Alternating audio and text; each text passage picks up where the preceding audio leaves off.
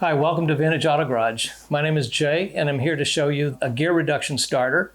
This happens to be our 3500 GR, one of our more popular starters. It fits the Chevrolet 216 and 235 engines that have 139 tooth flywheels. Okay, it's important to know the number of teeth that you have on your flywheel because Chevrolet early on had 139 teeth. And as the compression ratio increased on the engines, they went to 168 tooth flywheel and a different size pinion gear. So this one again fits the 139 teeth. Our 3599 fits the 168 teeth. They both look exactly the same, except the size of the pinion gear is a little different. And to determine how many you have, if you don't know how many teeth that you have, it's a function of kind of marking the teeth and turning the flywheel by hand and just counting them. So that's unfortunately, if you don't know, that's the best way to figure out how many teeth flywheel you have. Okay, so the way these operate, and they're different than the starter that you're going to remove. And the starter you remove, it's like 20 pounds. These weigh 8 pounds, and so there's a motor here.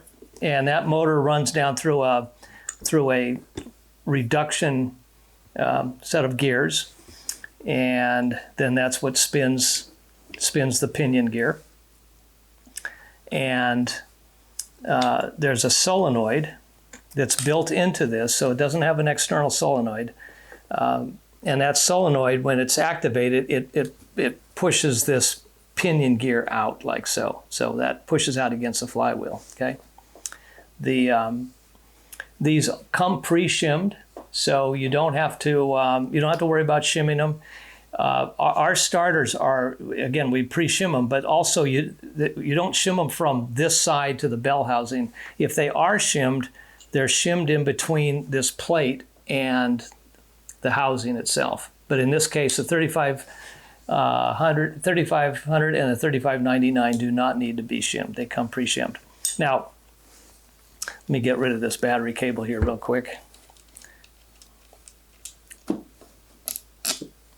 So a feature of these high torque starters is when you go to mount them, you can change the motor orientation in four different locations. So if you mount it like so on your bell housing and you find out you have some interference or you need to flip it up the other way, you just flip it up the way and then just find the place that works. And again, there's 4 different locations, and then just put the Allen screws back in and then install it. And you can see on here these are elongated holes, so you're not going to have a problem mounting them up onto the studs and pulling the bolts in. Okay. All right, on this side, you have the main 12-volt power source. And again, these are all 12-volt negative ground starters, okay? We don't build a 6-volt starter at all. They're all 12-volt. So here's the main connection for the battery. And this little pigtail wire right here, that goes up to your key switch. So if you're removing your old starter, you probably already have a wire that comes down from your key switch. So it's very simple. You would just take that wire, and it comes with a butt connector, and you can just swedge that right on there, okay? All right, now to connect up the battery, you just take your battery cable. And let me talk about battery cables here for a minute before I install it. So we really recommend when you're changing your starter, you're going to 12 volts, invest in a good set of battery cables. These battery cables we build, and they're all copper. They have shrink wrapped ends, and the positive ones will always have a red shrink wrap. The negatives will have black shrink wrap, so it's easy to know. And so these will not pull out. And there's nothing more discouraging than if you're on a road trip and you go to start your car and you find out that your battery cable has pulled out or it is so corroded it doesn't work anymore. Remember, there's a lot of current coming from your battery to start this motor. Okay, so this goes onto the battery. This goes onto the lug for the starter, like so. And again, this just gets connected to the key switch. and it bolted up, and you're ready to go. So these installations will go really fast. Okay, now if you have a truck and or a car that has a foot pedal type starter that was next to the gas pedal, this will not work. You're going to need to add a key switch kit to this. Okay, so you're going to have to change the key switch in your dash, and we have a little kit here. It's our WKS1, and it comes with the key switch. It comes with the fuse to fuse the hot wire. It's a little set of tie wraps, some connectors, and 2 keys. All right, so it's a real simple. You just take out the old key switch, install the new one. It should fit right into the same hole. Shouldn't be an issue there. And then you just wire this up.